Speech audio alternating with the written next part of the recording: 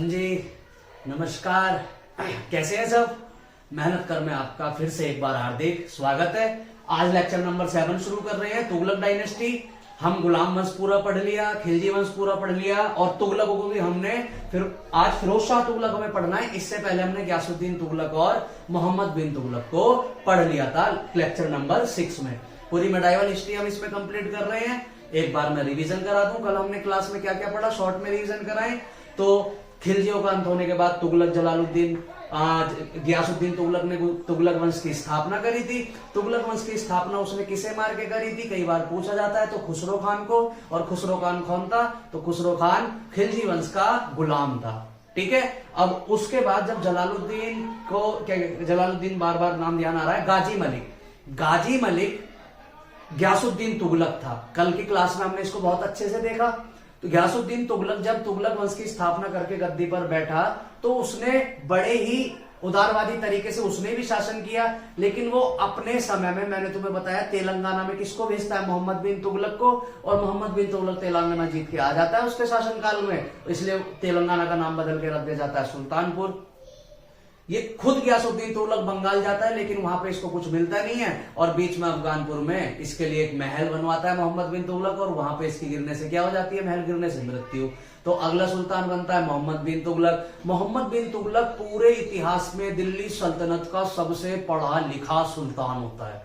22 से 23 भाषाओं का ज्ञानी होता है। गणित में, एस्ट्रोनॉमी में, एस्ट्रोलॉजी में, फिलॉसफी में, सेक्युलरिज्म में इतना ज्ञान होता है, इसको पूछो मत। लेकिन इसका ये ज्ञान पूरे दिल्ली सल्तनत के कोई भी काम नहीं आता, क्योंकि ये कुछ एक्सपेरिमेंट ऐसे करता है भारत में जो सारे के सारे फेल हो जाते हैं। हमने पांचों कल बहुत डिटेल में पढ़े। सबसे पहले इसका एक्सपेरिमेंट था राजधानी दक्षिण भारत लेके आना, जो सफल नहीं हो पाया। दूसरा, इसने सांकेतिक मुद्रा चलाई, वहां पे भी गड़बड़ी हो गई। तीसरा, इसने खुरासान की नीति चलाई, वहां पे जाके आर्मी को फालतू वेतन दे दिया था, लेकिन वहां पे भी विफल रही सारी चीजें। और चौथा, इसने क्या करा था? ऐसी जगह पर टैक्स लगा देता जहां पर ऑलरेडी बहुत समय से अकाल पड़ रहा था। तो अगर आप ऐसी जगह टैक्स लगा देंगे जहां पर ऑलरेडी लोगों पैसे से परेशान है, तो वो टैक्स कैसे दे पाएंगे? ये कुछ इसकी गलतियां थी जिनकी वजह से तुगलक वंश का बहुत जल्दी विघटन होना शुरू हो गया। इसी के समय इब्न बतूता अफ्रीका नहीं, अफ्रीका के मोरक्को देश से चल के भारत आया और भारत में रेहला नाम की उसने पुस्तक लिखी। उसको काजी बनाया गया। उसके प्रेजेंस में चाइना में एक दूत मंडल भेजा गया। हम जानते हैं दूत मंडल भेजा गया, जैसे आज भी भारत के दूत होते हैं हर देशों में, है ना। उसी के कहने पर मोहम्मद बिन तुगलक ने सर्वप्रथम भारत में डाक विभाग शुरू किया था, पोस्ट सर्विसेज। ठीक है। लेकिन इसके समय तुगलक वंश धीरे धीरे जो तुगलकों का साम्राज्य था वो घटने लगा। नीचे से विजयनगर साम्राज्य अलग हो गया और उसके ऊपर बहमनी साम्राज्य अलग हो गया, और फिर धीरे धीरे इसका भी समय आ गया था मोहम्मद बिन तुगलक का, और मोहम्मद बिन तुगलक भी स्वर्गवासी हो गया। अब देखो, मोहम्मद बिन तुगलक के समय बहुत सारे विरोध हुए थे, बंगाल में, उड़ीसा में, सिंध में, मंगोलों के, गुजरात के, दक्षिण भारत के।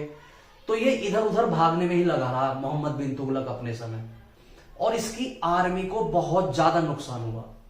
हमने कल के लेक्चर में समझा कि ये गलती करता है कि राजधानी दिल्ली से दौलताबाद लेके जाता है। जब ये अपनी आर्मी के साथ दौलताबाद जाता है तो इसकी आर्मी में प्लेग फैल जाता है और इसकी बहुत सारी आर्मी मर जाती है उस प्लेग में। आधी आर्मी तो दौलताबाद लाते हुए गर्मी में मार लेता है पहाड़ों पे चढ़ा चढ़ा के, आधी आर्मी में प्लेग फैल जाता है, और जो बाकी बस्ती है वो लौटते हुए मर जाती है। ऊपर से इतने युद्ध करता है ये, इधर उधर जाके कभी सिंध जाता है, कभी ईरान इराक जाता है, कभी खुरासान जाता है, कभी बंगाल जाता है, कभी बिहार की साइड जाता है, कभी अवध जाता है। इसकी बहुत आर्मी मर जाती है, तो सैनिक प्रशासन इसका बहुत ढीला पड़ जाता है। दूसरा, हमने देखा कि ये अपने धर्म गुरुओं को बड़ा नाराज कर देता है मोहम्मद बिन तुगलक, क्योंकि मुस्लिम वर्ग के धर्मगुरु चाहते थे कि और किसी धर्म के धर्मगुरु हमारे संस्था में ना आए। लेकिन मोहम्मद बिन तुगलक क्योंकि पढ़ा हुआ था, एक धर्मनिरपेक्ष राजा था, सेकुलर राजा था, तो वो हिंदुओं को, जैनों को भर्ती करने से कतराता नहीं था। और ये बात मुस्लिम समाज के धर्मगुरुओं को पसंद नहीं आती थी। तो इसका धर्मगुरुओं से भी बड़ा 36 का आंकड़ा रहा करता था, और साथ में सेना तो इसने बर्बाद कर ही ली थी। और ऊपर से जो इसने प्रैक्टिकल करे उसकी वजह से जनता भी इसके खिलाफ हो गई। तो कुल मिलाकर मोहम्मद बिन तुगलक जब गया, ये सिंध की एक नीति पे जाता है और सिंध में इसकी डेथ हो जाती है। तो जब इसकी डेथ होती है सिंधु नदी के पास सिंध में, तो अगला शासक बन जाता है फिरोज शाह तुगलक। अब देखो, जब फिरोज शाह तुगलक गद्दी पर बैठ रहा है, सबसे पहले कौन आया? गयासुद्दीन तुगलक। गयासुद्दीन तुगलक के बाद मोहम्मद बिन तुगलक, और मोहम्मद बिन तुगलक के बाद अब गद्दी पर कौन बैठ रहा है? फिरोज शाह तुगलक। फिरोज शाह तुगलक मोहम्मद बिन तुगलक का चचेरा भाई था, चाचा का बेटा। ठीक है, जब ये गद्दी पर बैठता है तो उस समय अब देखिए कितनी समस्याएं हैं। आप समझिए, जब ये गद्दी पर बैठ रहा है, इसके लिए मोहम्मद बिन तुगलक बहुत सारी समस्याएं छोड़ के चला जाता है। सबसे पहले वो जनता का भरोसा खो चुका है, ठीक है, धर्मगुरुओं का भरोसा खो चुका है, सैनिकों का भरोसा खो। देखो, आप लड़ाई लड़ोगे सैनिकों की मदद से, ठीक है। आर्मी का पूरा भरोसा मोहम्मद बिन तुगलक खो चुका था, क्योंकि इसके समय इतनी आर्मी की डेथ हुई, पूछो मत। दौलताबाद लेके गया, सिंध लेके गया, उड़ीसा लेके गया, बंगाल लेके गया, गुजरात लेके गया, उधर इराक ईरान तक चला गया। तो युद्धों में आर्मी मरती है, तो आर्मी के लोग इससे बड़े परेशान हो गए थे। दूसरा, मुस्लिम समाज के धर्मगुरु, धर्मगुरुओं को क्या बोला जाता है? उलेमा। ये नाराज थे मोहम्मद बिन तुगलक से, क्योंकि मोहम्मद बिन तुगलक ने इनको प्रेफरेंस नहीं दी। और आप जानते हैं धर्मगुरु से पंगा लेना, आज के समय में अच्छा खासे इंसान धर्मगुरु से पंगा नहीं लेते, चाहे वो कितनी गलत बात क्यों ना कह रहे हो, चुपचाप हमें कबूलनी पड़ती है। क्योंकि धर्मगुरुओं के पास उस समाज की एक बहुत बड़ी परसेंटेज में जनता होती है, जनता का समर्थन होता है, और जिस पे जनता का समर्थन है वो कभी घबराता ही नहीं। वो इन धर्मगुरुओं की तो पोल सीधा जब खुलती है जब ये राम रहीम जैसे केस इनके सामने आते हैं। उससे पहले तो भाई जनता अटूट पे इन पे विश्वास करती है, और अगर आप इनको कुछ बोलेंगे तो जनता आपको पकड़ लेगी, भले ही आप सही क्यों ना हो। लेकिन मोहम्मद बिन तुगलक ने गलती करी, उसने धर्मगुरुओं से पंगा लिया, दूसरी उसकी गलती है। तीसरा, उसने अमीर और कुलीन वर्ग के लोगों को नाराज किया। ये गलतियां थी, मैं आपको बता रहा हूं, मोहम्मद बिन तुगलक ये गलतियां और करके गया, जिसको आगे जाके फिरोज शाह तुगलक ने सुधारा। दिल्ली सल्तनत जब से स्थापित हुई, हमने तब से देखा सुल्तान अगर कितना ऊपर जाएगा ये तय करता था कि उसके अमीरों और कुलीनों से संबंध कैसे हैं। अगर अमीर वर्ग के लोग कुलीन वर्ग के लोगों से सुल्तान के संबंध अच्छे होते थे तो ये जल्दी से सुल्तान का विरोध नहीं करते थे, हर निर्णय में सुल्तान के साथ होते थे, तो सुल्तान को जल्दी से कोई भी प्लान इंप्लीमेंट करने में दिक्कत नहीं आती थी। लेकिन अगर अमीर और कुलीन वर्ग के लोग सुल्तान के खिलाफ हो जाया करते थे तो सुल्तान को अच्छी खासी समस्याएं आती थी अपना शासन चलाने में, और तुगलक ने इनको ही अपने खिलाफ कर लिया था। और तीसरा, चौथा, अगर हम लास्ट इसमें देखें तो जनता का भरोसा वो खो चुका था। सांकेतिक मुद्रा उसने ऐसी चलाई कि जनता ने बना ली, टैक्स उसने ऐसे समय लगाया जिस समय अकाल पड़ा हुआ था, तो यहां से जनता भी परेशान हो चुकी थी। अब देखिए, वो तो सारी समस्या छोड़ के चल बसा सिंध में। अब उसका जब चचेरा भाई फिरोज शाह तुगलक गद्दी पर बैठता है, कौन बैठता है? फिरोज शाह तुगलक। इसका कार्यकाल भी अच्छा खासा बड़ा होता है, 1351 से 1388 तक ये गद्दी पर बैठता है, सिंहासन पर बैठता है। वो जानता था कि मोहम्मद बिन तुगलक जो है वो इन सारे वर्गों के लोगों को अच्छा खासा नाराज करके गया है, अगर मैं इनको अपनी तरफ दोबारा कर लूं तो मुझे शासन चलाने में थोड़ी सी आसानी हो जाएगी। तो वो इन सबको, फिरोज शाह तुगलक इन सबको अपनी साइड करने की कोशिश करता है। सबसे पहले देखो, वो सैनिकों के लिए क्या करता है? सैनिकों के पद को वंशानुगत बना देता है। क्या बना देता है? वंशानुगत। सारे सैनिकों से बोलता है कि अब देखिए, आज के बाद से आपका पद हो जाएगा वंशानुगत, आप हटेंगे तो आपकी जगह आपका बेटा आएगा। वंशानुगत मतलब आपका वंश का ही इसमें आएगा। आप हटेंगे, आपका बेटा आएगा, आपका बेटा नहीं है तो आपका दामाद आएगा, और आपका दामाद नहीं है तो आपका गुलाम आएगा आपकी जगह।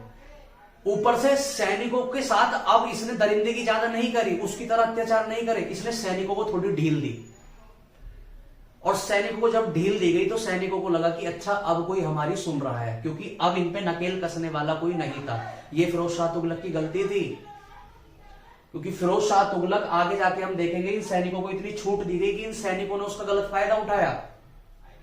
लेकिन उस समय फिरोज शाह तुगलक की भी मजबूरी थी कि सैनिकों को अपनी तरफ लाने के लिए कुछ ना कुछ उन्हें लालच देना पड़ेगा, इसलिए उन्होंने लालच दिया। देखो, धर्मगुरुओं को हम जानते हैं, अलाउद्दीन खिलजी, मोहम्मद बिन तुगलक, इन्होंने धर्मगुरुओं को खास प्रेफरेंस नहीं दी, इसलिए धर्मगुरु सारे अलाउद्दीन खिलजी से भी खफा रहा करते थे, मोहम्मद बिन तुगलक से भी।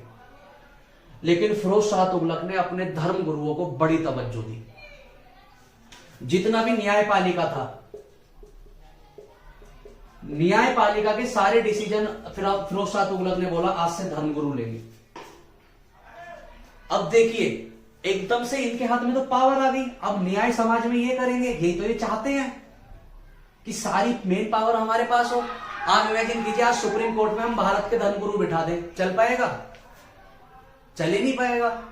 लेकिन उस समय क्योंकि फिरोज शाह तुगलक जानता था अगर मुझे धर्मगुरुओं को अपनी तरफ लाना है तो इन्हें अगेन कोई ना कोई लालच देना पड़ेगा, इसलिए धर्मगुरु को उसने पावर दे दी कि आज से मेरे समाज की न्यायपालिका का जो निर्णय लेंगे वो आप लेंगे। मतलब कोई भी अगर केस, कोई भी कांड ऐसा आता है जहां पर न्याय सुनाना है तो न्याय कौन सुनाएगा? धर्मगुरु।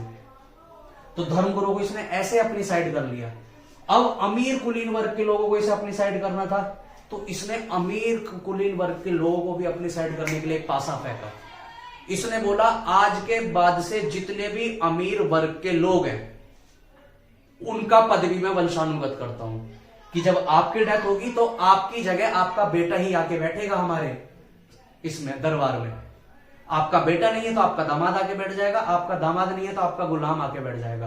देखो बहुत अमीर हुआ करते थे, बहुत पैसा हुआ करता था इनके पास, तो ये गुलाम वगैरह रखते थे। जैसे आज बड़े बड़े तुमने देखा होगा ये जितने भी अमीर लोग होते हैं नौकर वगैरह रखते हैं घर में, मेड वगैरह, तो ऐसे ये अमीर वर्ग के लोग थे तो काम खुद तो करेंगे नहीं, झाड़ू पोछा खुद तो करेंगे नहीं, बाजार से सब्जी खुद तो लाएंगे नहीं, तो लाने के लिए इन्होंने नौकर रख रखे थे। इनकेस अगर आपका बेटा भी नहीं है, आपका दामाद भी नहीं है तो आपका नौकर बैठ जाएगा आपकी जगह। और इनको बहुत सारी और भी छूट दी गई और ये तो ये चाहते थे कि हमें छूट मिल जाए, समाज में हमारी बात सुनी जाए। ऐसा तो हम देखते आ रहे हैं इल्तुतमिश के समय से। अमीर कुलीन वर्ग के लोग जो 40 दल थे वो भी इसी बात पे लड़ते रहे कि पावर हमें मिले। लेकिन मोहम्मद बिन तुगलक ने इनसे इनकी पावरों को छीन लिया था, सारी ताकतें इनकी छीन ली गई थी। लेकिन फिरोज शाह तुगलक ने इनको फिर इनसे इनकी ताकतें दे दी और इनकी तबीयत खुश। भाई इनकी जगह आप हो, हम भी तो ये चाहते हैं समाज हमारी बात सुने, हमें एक दर्जा मिले, इनको दर्जा मिल गया। ठीक है, तो इनको भी लालच फेंक के फिरोज शाह तुगलक ने अपनी तरफ कर लिया। और फाइनली धर्मगुरु और मुस्लिम वर्ग के अमीर वर्गों को पूरी तरह भरोसा दिलाने के लिए कि मैं तुम्हारे ही लिए हूं, इसने फिरोज शाह तुगलक ने अपने आप को कट्टर मुस्लिम घोषित कर दिया। क्या घोषित कर दिया? कट्टर मुस्लिम, कि मैं मतलब कट्टर मुस्लिम हूं, ऐसा भी मुस्लिम नहीं हो जो हल्का फुल्का हो, नहीं बिल्कुल कट्टर। और इसका इसने एक नमूना भी पेश किया। कैसे? कि एक मुस्लिम समाज था और उसमें एक ब्राह्मण अपनी पूजा पाठ कर रहे थे। जब इसको पता चला कि मुस्लिम समाज में ब्राह्मण अपनी हिंदू रीति रिवाज के अकॉर्डिंग पूजा पाठ कर रहा है, फिरोज शाह तुगलक ने उसको जिंदा जलवा दिया, बिल्कुल जिंदा जलवा दिया और बोला कि हमारी शरीयत में ये कानून है कि मुस्लिम समाज के बीच में बैठ के कोई ब्राह्मण पूजा नहीं कर सकता। और इसलिए उसको क्या कर दिया गया? जला दिया गया। इससे जो मुस्लिम वर्ग के लोग थे उनको बड़ी शांति हुई कि चलो ठीक है, अब कम से कम एक ऐसा सुल्तान आया जो हमारी सुन रहा है। ठीक है, और उसके बाद रहा जनता का भरोसा जीतने के लिए इसने क्या करा? तो जनता का भरोसा जीतने के लिए भी इसने बहुत पैथरे अपनाए। जनता का भरोसा जीतने के लिए इसने जो गुलाम हुआ करते थे, गुलाम आप समझ, इसने इवन अपने सैनिकों को बोला कि आज के बाद आप जहां भी लड़ने जाएंगे आप वहां से सुंदर सुंदर लड़कों को लेके आ जाना, पकड़ के लेके आ जाना। कि क्या करोगे? कि हम उनको गुलाम बनाएंगे। देखिए सल्तनत के लोग राजा गुलाम बना के रखते थे, ये हम मुगलों में भी आगे पढ़ेंगे। इसने क्या करा? अपने महल में 1,80,000 से भी ज्यादा गुलामों को नौकरी दी, गुलाम बना के उनको नौकरी दी, सो दैट उनको नौकरी मिल जाए, रोजगार मिल जाए। और तो और जो बेरोजगार थे उनके लिए फंड जारी किए। जो बेरोजगार लोग थे, जैसे आज सरकार देखा है ना गरीबों के खातों में पेंशन डालती है, भारत में गरीबों के खातों में पेंशन सबसे पहले डालनी शुरू किसी ने करी? तो वो फिरोज शाह तुगलक ने। क्यों? जनता का भरोसा जीतने के लिए। जब आप इन सब का भरोसा जीत लोगे ना तो आपकी शासन जो होगा ना वो बड़ा अच्छा होगा, आपका कोई विरोधी नहीं होगा आसपास, कम से कम आसपास में तो नहीं होगा, बाहर होगा तो इसने आसपास के सारी विरोधियों को अपने कब्जे में कर लिया। जनता को देखो क्या चाहिए, जनता को आज भी तुम्हें देखो, जनता को अपने कब्जे में करना है तो इलेक्शन के टाइम पे महीने में 2 बार राशन फ्री कर दो, जनता पागल, मोदी मोदी। ये सारी पॉलिटिक्स की क्या होती है, कुछ टेक्निक्स होती है जो फिरोज शाह तुगलक ने दिखाई। फिरोज शाह तुगलक ने क्या करा, कुछ को गुलाम बना के रोजगारी दे दी और जो बेरोजगार थे उनको पेंशन बांटनी शुरू कर दी। और तो और जो बाकी गरीब लोग थे, बाकी जो गरीब लोग थे उनके लिए एक डिपार्टमेंट बनाया, दीवाने बंदगान। दीवाने बंदगान नाम का एक डिपार्टमेंट बनाया, गरीबों की यहां पे मदद की जाती थी। कोई भी गरीब है, खाने पीने के लिए नहीं है, तो एक डिपार्टमेंट था दीवाने बंदगान, वहां पे गरीब जाता था, उसको सारी सुविधाएं उपलब्ध हो जाया करती थी। जैसे आज ये चलते हैं एनजीओ वगैरह चलते हैं ना, यही एनजीओ है, किसके द्वारा बनाया गया है, फिरोज शाह तुगलक के दीवाने बंदगान। और तो और इसने सरकारी अस्पताल बनवाने शुरू करे, सरकारी अस्पताल किसके लिए, गरीबों के लिए। देख रहे हो कितने जनता का भरोसा जीतने के लिए कितनी अच्छी अच्छी चीजें बना रहा है, सरकारी अस्पताल बनवाने शुरू करे, अस्पताल, हॉस्पिटल, ठीक है। इनको बोला गया उल शफा करके बोला गया, हरी उल शफा करके, ऐसे इसका कुछ नाम था, अभी दिमाग से निकल गया है। मतलब उल शफा इतना तो था, ये इतना क्लियर है। सरकारी अस्पताल बनवाए इसने गरीब वर्ग के लोगों के, आज जैसे एम्स हो गया, सफदरजंग हो गया, राम मनोहर लोहिया हो गया, यहाँ दिल्ली में बहुत सारे सरकारी अस्पताल है, गाजियाबाद में हमारे एमएमजी हो गया, है ना। तो सरकारी अस्पताल बनवाए सो दैट गरीब जनता जाके अपना इलाज अच्छे से करवा सके। तो ये सारे इसने सुधार करे। अभी हम इसके युद्ध भी पढ़ेंगे, लेकिन पहले हमें यह समझना होगा कि जब फिरोज शाह तुगलक गद्दी पर बैठा तो उस समय उसके सामने क्या क्या चुनौतियां थी। चुनौती थी ये कि उसके घर में ही, उसके पड़ोस में ही इतने ज्यादा विरोधी हो गए थे कि ऐसे शासन कर पाना मुश्किल था। तो उसने क्या करा, सारे अपने विरोधियों को अपने बस में किया। कैसे किया, तरीके के लालच दे देके, कई तरीकों के लालच दे देके उसने सबको अपने बस में कर लिया। अब ये जानता था कि मेरे समाज का एक बहुत बड़ा वर्ग किसानी करता है, और किसान जो है वो तुगलक के, मोहम्मद बिन तुगलक के समय से खफा इसलिए है क्योंकि मोहम्मद बिन तुगलक ने वहां पर टैक्स बढ़ा दिया था। क्या बढ़ा दिया था, टैक्स। तो ये कृषि सुधारने के लिए, कृषि सुधारने के लिए भारत में नहरों का जाल बिछवाता है। नहरों का जाल 200 बड़ी किलोमीटर लंबी, 200 किलोमीटर लंबी नदियां बिछवाता है। अगर भारत में सबसे पहले किसानी व्यवस्था को कोई सुधारता है सिंचाई के माध्यम से, तो वो सुधारता है फिरोज शाह तुगलक। नहरों के जाल बिछवा देता है पूरे भारत में सो दैट किसान आसानी से सिंचाई कर सके।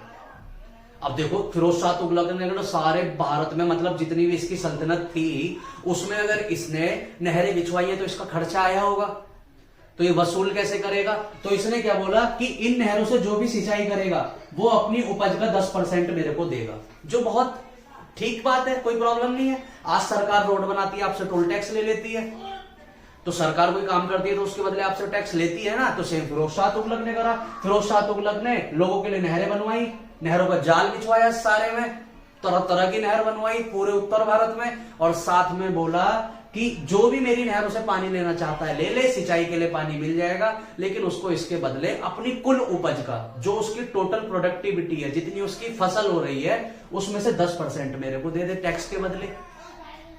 तो लोगों को कोई भारी नहीं लगी ये चीजें, और लोगों ने इसको भरपूर यूज किया। भारत में फलों की और क्या कहते, फलों के साथ साथ खेती की व्यवस्था सुधारने के लिए इसने 1200 बगीचों का निर्माण करवाया। 1200 बगीचों का निर्माण करवाया सो दैट फुलवाड़ी और जो फल वगैरह होते हैं उनकी दशा सुधर सके भारत में। समझ रहे हैं आप, 1200 बाग बगीचों का निर्माण करवाना मामूली बात नहीं है जो इसने करवाया। देख रहे कितने सारे सामाजिक सुधार कर रहा है। और तो और इसने 300 बड़े नगर बसवाए, 300 बड़े नगर, जैसे आज यूपी का जौनपुर। अब देखिए जो मोहम्मद बिन तुगलक था उसका क्या नाम था, जौना खान। जौना खान के नाम पे ही फिरोज शाह तुगलक ने एक शहर बसवाया, जौनपुर। आप अगर क्या कहते हैं यूपी में नीचे जाएंगे तो पड़ेगा फिरोजाबाद, ये इसने बसवाया। फैजाबाद एक जगह है, वो इसने बसवाई। तुगलक, ये सारे कुछ ऐसे नामी शहर थे। हरियाणा का हिसार, ये तो बहुत फेमस है, हिसार आप सबने सुना होगा, हरियाणा का हिसार जो बसवाया था वो मोहम्मद बिन तुगलक ने नगर बनाए थे। और एक नगर बनाने में आपके सोच रहे नगर यूं ही बन जाता है? एक सिटी बसाने में अच्छा खासा पैसा और अच्छा खासा समय लगता है, लेकिन फिरोज शाह तुगलक ने अपने जीवन काल में 300 बड़े नगर बसाए। ये सारे इसके सामाजिक सुधार थे। ठीक है, इसने मुस्लिम वर्ग के गरीबों को खुश करने के लिए क्या बोला कि आप सरकारी खर्चे से हज यात्रा कर सकते हैं। हालांकि ये चीज गलत थी, लेकिन इसने बहुत सारे ऐसे गरीब मुस्लिमों की सहायता करी जो चाहते थे कि वो हज यात्रा पर जाएं, लेकिन पैसे की वजह से नहीं जा पाते थे। तो फिरोज शाह तुगलक ने बोला, तुम में से जो भी हज यात्रा पे जाना चाहता है लेकिन नहीं जा पा रहा है, सरकार आपकी मदद करेगी। और इसने सरकार की तरफ से फंड जारी करने शुरू करे। हालांकि मुस्लिम और शरीयत कानून के हिसाब से ये चीज गलत है। शरीयत का कानून बताता है कि आप जब भी हज यात्रा पर जाएंगे, मक्का मदीना जाएंगे, तो आप कर्जे के पैसे पर नहीं जाएंगे, किसी और के पैसे से नहीं जाएंगे। अगर आप नहीं जा पा रहे कोई बात नहीं, लेकिन आप जब भी जाएंगे अपने कमाए हुए पैसे से जाएंगे। आप कभी देखना, गूगल वगैरह करना, पढ़ना, तो उसमें क्लियरली लिखा हुआ है कि आप सपोर्ट से हज यात्रा ना जाए। लेकिन इसने गलत चीज कर दी, अपनी तरफ से पैसे देके लोगों को हज यात्रा भेज रहा था, जो बाद में बंद कर दिया गया। ठीक है, ये समाज सुधार इसके समझ आ रहे हैं। देखिए, सरकारी खर्चे से इसने हज यात्रा करवाई, इसने नगर बसवाए, बाग बगीचे, कुलीन वर्गों को अपनी तरफ किया, अमीरों को अपनी वर्ग किया, इसने सैनिकों को अपनी तरफ किया, धर्म गुरुओं को अपनी तरफ किया, जनता को अपनी तरफ किया। क्यों किया? क्योंकि एक अच्छा राजा, एक अच्छा सुल्तान, एक कामयाब सुल्तान अगर इसे बनना था तो इसको इन सब का साथ चाहिए था। और इसने वो काम किया जो ये कर सकता था। लेकिन एक कट्टर मुस्लिम भी था, इस चीज का ध्यान रखें। इसकी नीति बहुत क्लियर थी कि अभी मेरे ही समाज में बहुत ज्यादा उथल पुथल मची हुई है। मोहम्मद बिन तुगलक इतना कबाड़ा करके जा चुका था कि और कहीं नजर बाद में पहले देखेंगे, पहले अपना घर सुधार लें। आप भी तो यही करेंगे कि अगर आपके घर में ही कुछ चल रहा है तो आप पहले बाहर वाले का सुलटाएंगे या अपने का? पहले अपने का सुलटाएंगे। तो सेम फिरोज शाह तुगलक ने करा कि बाहर जाके जीतेंगे बाद में, लड़ेंगे बाद में, पहले मेरे समाज में जो ये शोर मचा हुआ है, इतने लोग परेशान है, पहले मैं इनकी समस्या सुनूं। और इसने ऐसा ही करा। ठीक है, इसने इतने सारे समाज सुधार करे कि आगे जाके जब हम मुगलों को पढ़ेंगे तो मुगलों में इतने ज्यादा समाज सुधार करे थे अकबर ने। किसने करे थे? अकबर ने। अब अकबर था मुगलों का और यह है दिल्ली सल्तनत का। तो दिल्ली सल्तनत का जो अकबर बोला जाता है, दिल्ली सल्तनत का अकबर, वो कौन है? वो फिरोज शाह तुगलक है। फिरोज शाह तुगलक। क्यों बोला गया इसको दिल्ली सल्तनत का अकबर? क्योंकि आगे जाके हम देखेंगे जो सुधार इसने करे हैं समाज को चलाने के लिए, वही सारे सुधार करेगा आगे जाके अकबर। तो मुगलों में करा अकबर ने, दिल्ली सल्तनत में करा फिरोज शाह तुगलक ने, इसलिए इसको बोल दिया गया दिल्ली सल्तनत का अकबर। समझे? फिरोज शाह तुगलक ने बहुत ही अच्छे से शासन किया। जब इसने देखा कि अभी मेरे समाज में इतनी कौतूहल मचा हुआ है, तो इसने अपनी नीति क्लियर बनाई कि सबसे पहले मैं अपने सारे जितने भी मेरे ये आसपास के लोग हैं, मैं इनको अपने फेवर में करूंगा। और दूसरा, मैं लंबी युद्ध नीति पे नहीं जाऊंगा। अगर मैं जाऊंगा भी तो अटैक करके लूट लाट के वापस लेके आ जाऊंगा, जबरन उसको भी दिल्ली सल्तनत में मिलाने की कोशिश नहीं करूंगा। क्योंकि पता चला मैं दिल्ली छोड़ के उड़ीसा लड़ने गया, उड़ीसा मेरी दिल्ली वैसी बर्बाद पड़ी, और मैं उड़ीसा जाऊंगा, उड़ीसा भी हार गया तो दिल्ली भी गई, उड़ीसा भी गया, मैं कहीं का नहीं रहूंगा। इसलिए इसने कोशिशें करी कि ठीक है मैं जाके अटैक करूंगा, लेकिन अगर पॉसिबल है तो उसको दिल्ली सल्तनत में लाने की कोशिश करूंगा, वरना लूट लाट के लेके आ जाऊंगा। इसी क्रम में सबसे पहले अटैक करता है उड़ीसा। और उड़ीसा में एक जगह पड़ती थी उस समय जाजनगर। जाजनगर जाता है और जाजनगर जाके अटैक कर देता है। जाजनगर से इसको बहुत धन दौलत मिलती है, बहुत ही धन दौलत, और सारी लूट लाट के लेके आ जाता है। और फिर उस धन दौलत से अपनी दिल्ली सल्तनत का विकास करता है। लेकिन इसके समय एक समस्या क्या हो जाती है कि इसका साम्राज्य बड़ा छोटा रह जाता है। क्योंकि हमने देखा दक्षिण भारत तक कभी मोहम्मद बिन तुगलक जाता है, उसके समय हमने मलिक काफूर के समय पढ़ा था कि वो तो दक्षिण भारत तक जीत जाता है। लेकिन फिरोज शाह तुगलक के समय तक मध्य प्रदेश से ऊपर वाले एरिया इनके थे, नीचे वाले इनसे स्वतंत्र हो चुके थे, पूरी तरह इनसे स्वतंत्र हो चुके थे। ठीक है, तो ये सारे सामाजिक सुधार है फिरोज शाह तुगलक के। ठीक है, ये याद रहेंगे। हमने क्या क्या पढ़ा फिरोज शाह तुगलक के। जब ये गद्दी पर बैठा तो ये चचेरा भाई था मोहम्मद बिन तुगलक का। जब ये बैठा तो इसके सामने समस्याएं जो मोहम्मद बिन तुगलक खड़ी करके गया था कि अमीरों का भरोसा खो के चला गया था, साथ में धर्मगुरुओं को खफा करके गया था, जनता का भरोसा टूट चुका था, इन सबको कब्जे में करने के लिए फिरोज शाह तुगलक ने बहुत सारी नीतियां बनाई। वो सारी नीतियां हमने देखी। किसानों को सुधारने के लिए नहरें बनवाई, अमीरों को करने के लिए उनको ओहदे उनके सरकारी कर दिए, उनके हाथ में पावर दे दी, धर्मगुरुओं को न्याय का प्रशासन उनके हाथ में दे दिया, और भी इसने दुनिया भर के बहुत सुधार करे। ऊपर से ये जब कहीं गया तो जाके जबरन वहां पे मारकाट इसने नहीं करी। मारकाट करता था लेकिन उनको जबरदस्ती ये नहीं बोलता था कि आके दिल्ली सल्तनत में मिलो, जो इसका दिखाता है कि ये दिमाग से सोचने वाला व्यक्ति था। ठीक है, अब जब इसकी मृत्यु होती है, फिरोज शाह तुगलक की मृत्यु होती है, देखो समझो, तो इसके बाद क्योंकि ये अमीरों को बड़े बड़े ओहदे देके चला गया था, तो अमीर लोग आ गए थे फेवर में।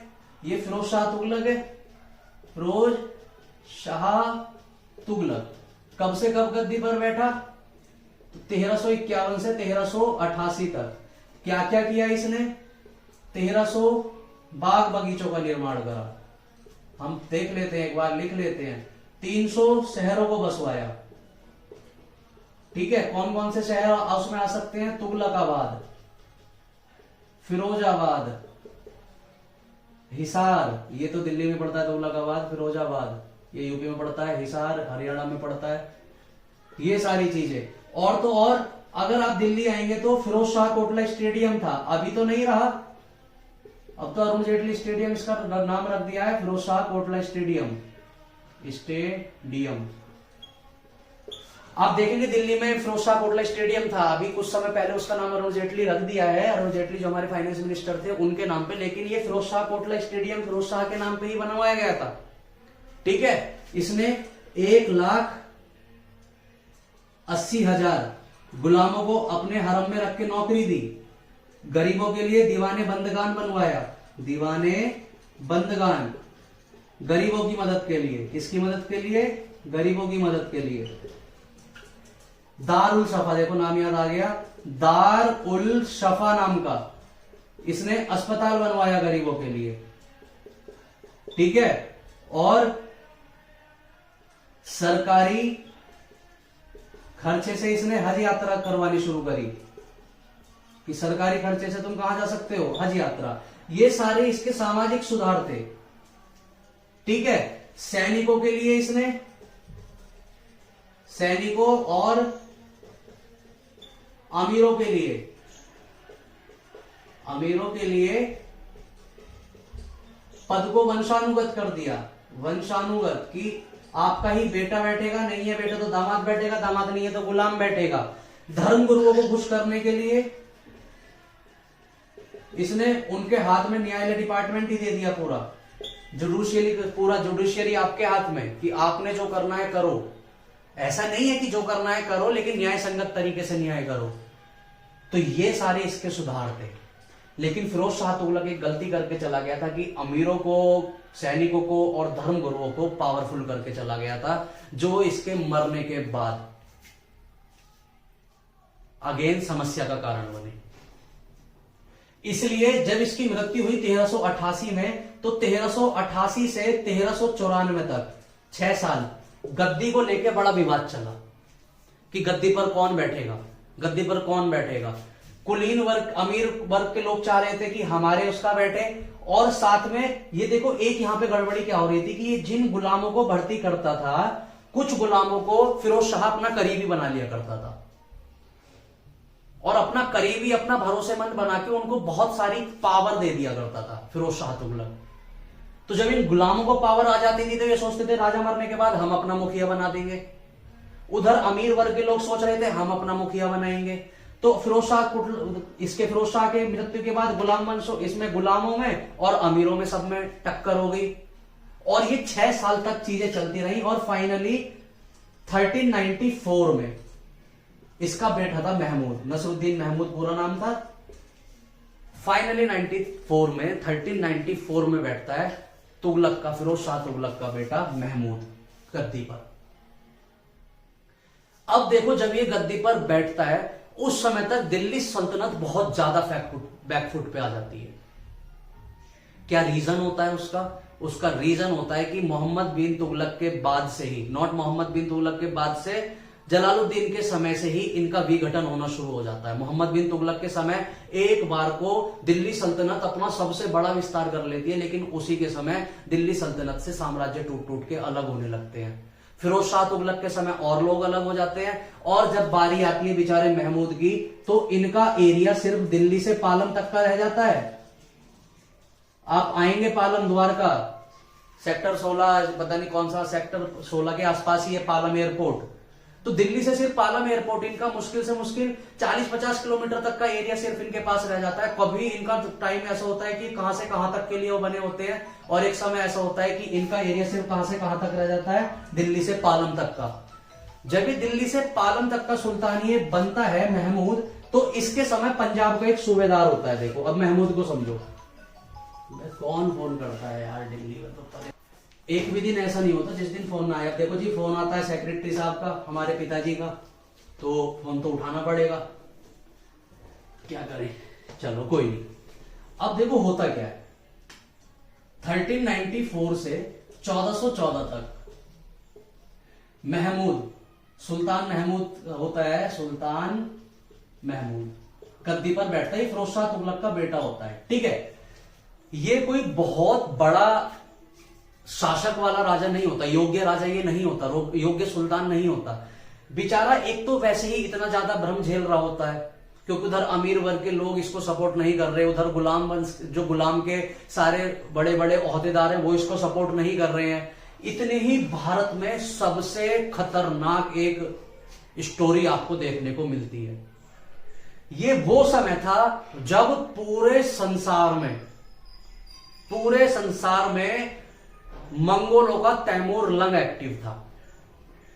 चंगेज खान के वंश का वो अपने आप को दावा करता था कि मैं चंगेज खान के खून से रिलेटेड हूं, और 1370 के आसपास से उसने संसार को जीतने की जिद करी थी, और 1394 तक आते आते वो पूरा रूस जीत लेता है, दक्षिणी रूस, और रूस से लेके पूरा यूरोप तक, इवन सीरिया तक, नॉट यूरोप लेकिन सीरिया तक वो सब कुछ जीत लेता है। सीरिया, लेबनान, नीचे आ जाओगे पूरा Israel, Iran, Iraq, Saudi Arabia, Yemen, Oman, Bahrain, Iran, Iraq, Afghanistan, Pakistan, रूस, किर्गिस्तान, काजिकिस्तान, तुर्कमेनिस्तान, ताजिकिस्तान, सब जीत लेता है। किर्गिस्तान, सब टोटल सारे देशों को जीत के पूरा एक साम्राज्य बड़ा कर देता है तैमूरलंग, जिसको बोलते हैं मंगोल साम्राज्य।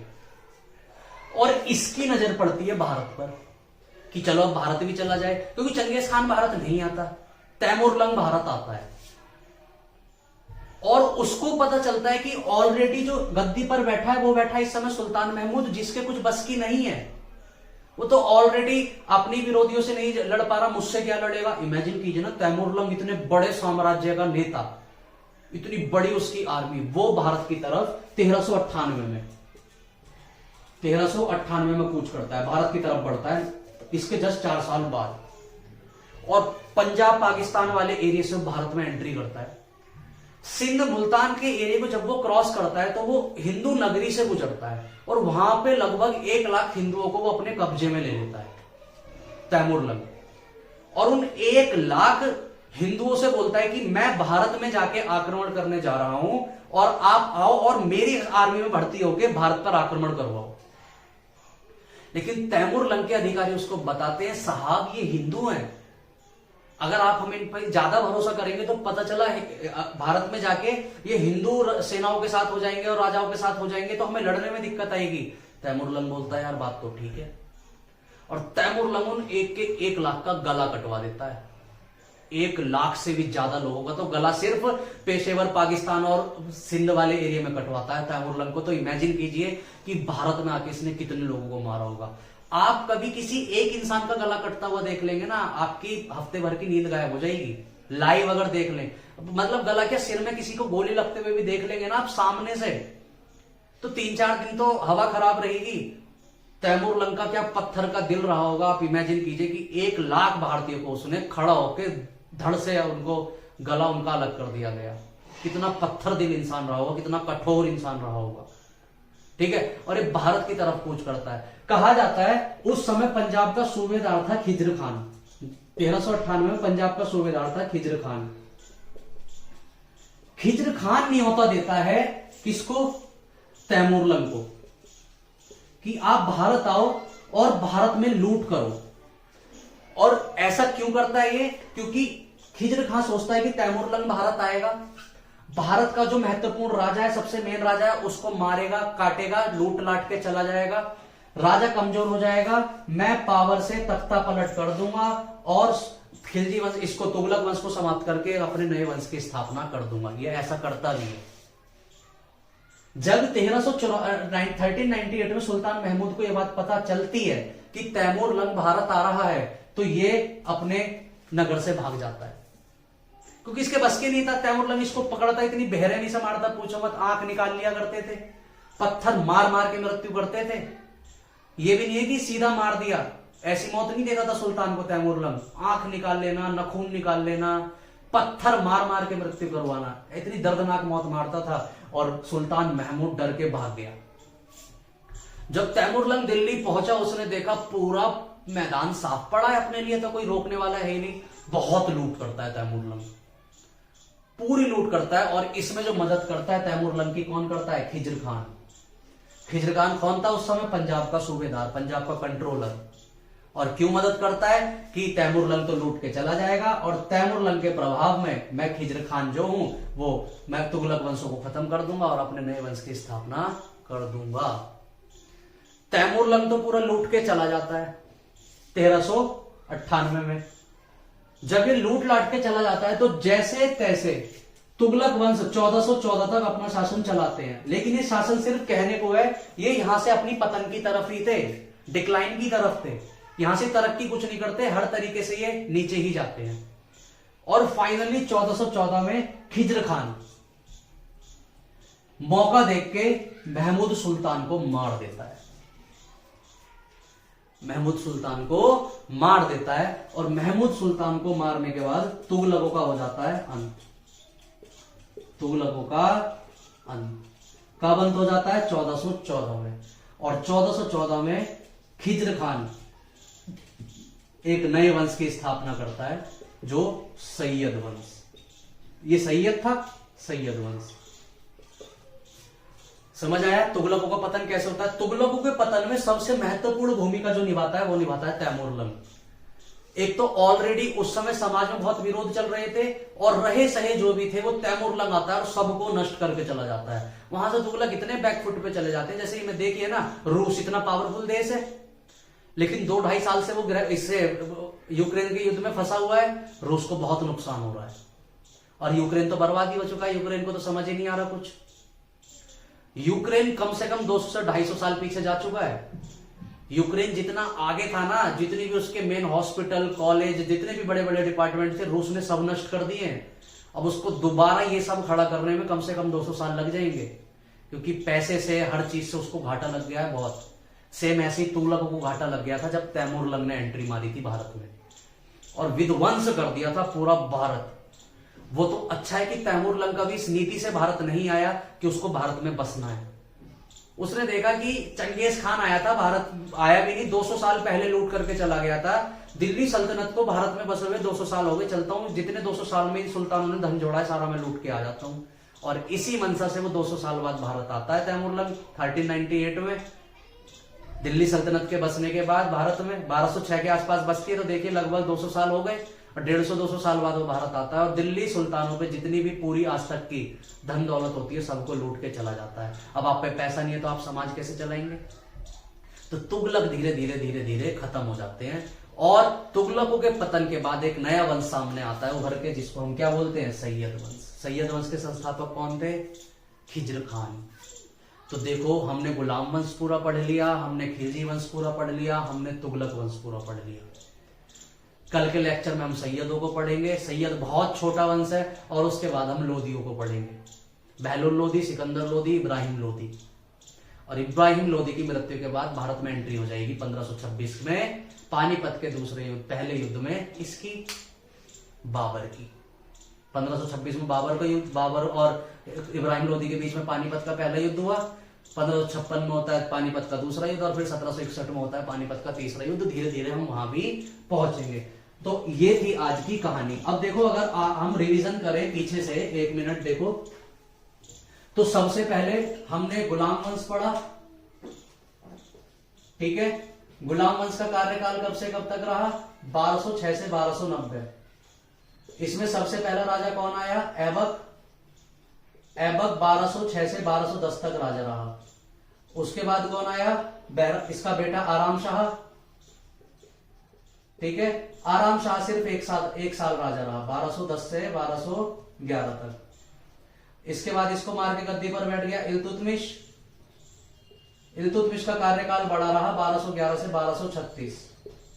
1236 में इसी के बेटे रुकनुद्दीन को चालीसा दल ने बिठवाया, लेकिन रुकनुद्दीन को हटा दिया गया। ये 1236 से 1236 तक ही बैठा रहा, लेकिन तुरंत रजिया सुल्तान ने इसको हटा दिया, और रजिया सुल्तान 1236 में गद्दी पर बैठी। वो 1236 से 1240 तक सिंहासन पर बैठी रही। रजिया सुल्तान के बाद उसी का बेटा बहराम शाह, और बहराम शाह के बाद नसरुद्दीन शाह, नसरुद्दीन महमूद ये गद्दी पर बैठे। इनका कार्यकाल ओवरऑल 1240 से 1265 तक रहा। 1265 में गद्दी पर बैठा बलबन। 1265 से 1286 तक लगभग गद्दी पर रहा, ठीक है। और 1286 में जब वो मर गया तो बलबन के उत्तराधिकारी क्यूमर शौर कैकुवार थे। क्यूमर शौर कैकुवार, ठीक है। फाइनली ये रहे 1290 तक, और 1290 में गुलाम वंश खत्म हो गया। इनकी जगह आ गए खिलजी वंश। कौन सा वंश आ गया? खिलजी वंश। खिलजी वंश कब से कब तक रहा? तो 1290 से 1320। सबसे पहले कौन आए? जलालुद्दीन खिलजी। इनका कार्यकाल बड़ा छोटा रहा, 1320 से 1324। उसके बाद कौन आए? अलाउद्दीन खिलजी। अलाउद्दीन खिलजी का शासनकाल, ये मैं क्या लिख रहा हूं, कहां पहुंच गया? इधर 1290 से 1296। ये 1296 से 1316। और इसके बाद अगले आए नसरुद्दीन, ये अलाउद्दीन खिलजी के बाद महमूद शाह खिलजी, ये भी बेकार ही थे। कुतुबुद्दीन महमूद शाह खिलजी 1316 से 1320। 1320 में आए तुगलक, इनको मार के। तुगलकों में सब इनका वंश कब से कब तक चला? यहां हमने लिख दिया है 1320 से 1414।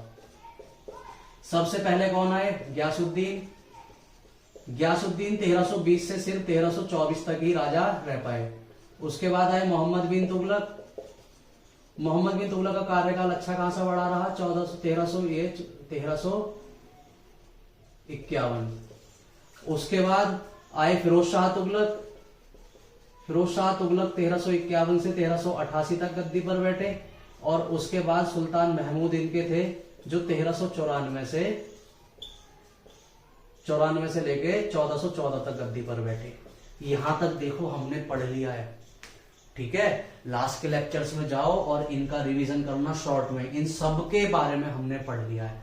अब हमें इनको पढ़ना है, सैयदों को, और सैयदों के बाद हमें पढ़ना है लोधी को। लोधी पढ़ते के साथ ही दिल्ली सल्तनत हमारी हो जाएगी खत्म, ठीक है। आप भी ऐसे रिवीजन कर लो सारी चीजें। ये देखो 1236 से 1236, ठीक है, 1240, ये चीजें याद रखना। देखो ईयर आप याद मत रखो, हमें तो बच्चों को पढ़ाना होता है, बच्चों को कुछ नहीं पता, कहां से कुछ भी पूछ लेते हैं। क्लास में पढ़ा रहा होता हूं तो कोई कुछ भी पूछ लेता है कि भैया ये कब से कब तक रहा, सर ये कब से कब तक रहा, तो हमें तो बताना पड़ता है। लेकिन ईयर आपके काम के नहीं है। आपके काम के तो इनके सुधार, इनके कर्तव्य, इनके इन्होंने क्या क्या कांड करे, क्या क्या काम करे, क्या क्या समाज सुधार करे, आपके काम की वो है। कुछ का कार्यकाल आपसे पूछा जा सकता है, जैसे अलाउद्दीन मेन हो गया, इल्तुतमिश मेन हो गया, रजिया सुल्तान मेन हो गई, बलबन मेन हो गया, ऐबक मेन हो गया, ठीक है, इधर मोहम्मद बिन हो गया। इनका ईयर नहीं पूछे जाते, हाँ, लेकिन इससे क्वेश्चन आ जाते हैं कि कौन सा वंश सबसे लंबे समय तक शासन कर पाया और कौन सा सबसे कम। यहां से क्वेश्चन पूछ लेता है, ठीक है। तो होपफुली आपको ये सारी चीजें समझ आ रही होंगी। नेक्स्ट लेक्चर में हम सैयदों को लेके आएंगे और फिर लोधियों को, ठीक है। चलिए, धन्यवाद।